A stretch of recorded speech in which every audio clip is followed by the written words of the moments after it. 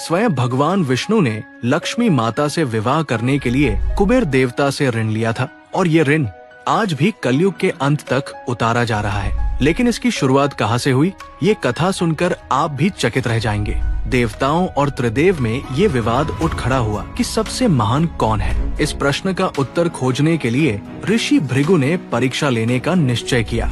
वे पहले ब्रह्मा जी के पास गए, फिर महादेव के पास, लेकिन उनके क्रोध को देखकर वे संतुष्ट न हुए। अंततः ऋषि भृगु वैकुंठ पहुँचे। विष्णु जी उस समय ध्यान मग्न थे। अतः उन्होंने भृगु ऋषि के आगमन पर कोई प्रतिक्रिया नहीं दी। इसे अपमान समझकर ऋषि भृगु ने क्रोध में आकर भगवान विष्णु की छाती पर अपना पैर मार दिया।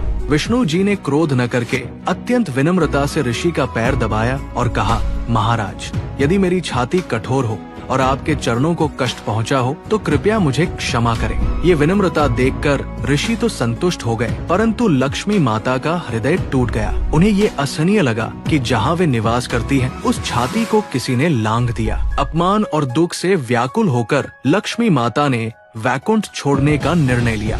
लक्ष्मी जी के प्रस्थान के बाद भगवान विष्णु भी अकेले न रह सके। वे पृथ्वी पर श्रीनिवास के रूप में अवतरित हुए और दक्षिण भारत के तिरुमला पर्वत पर तप करने लगे। उधर लक्ष्मी जी का पृथ्वी अवतार पद्मावती राजा अकासा राज की पुत्री के रूप में जन्मी।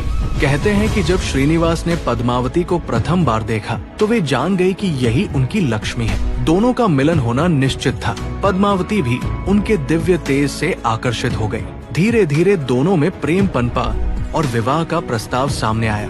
लेकिन विवाह इतना सरल नहीं था। पद्मावती के पिता अकासा राज ने दहेज में अपार संपत्ति की मांग रख दी। श्रीनिवास के पास इतना धन कहाँ से आता। तभी उन्होंने धन के स्वामी कुबेर देवता की शरण ली।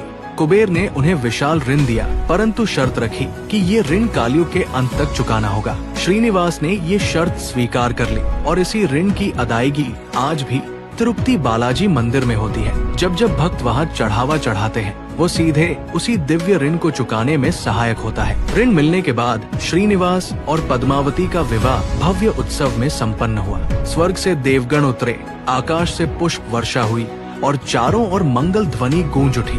ये केवल विवाह नहीं था, बल्कि भक्ति, प्रेम और विश्वास की विजय थी। तो अगली बार जब आप तिरुपति बालाजी के दर्शन करें तो याद रखिएगा कि आपका अर्पण केवल एक दान नहीं, बल्कि उस दिव्य ऋण का हिस्सा है जिसे स्वयं भगवान विष्णु ने लिया था। अगर ये कथा आपको हृदय से छू गई तो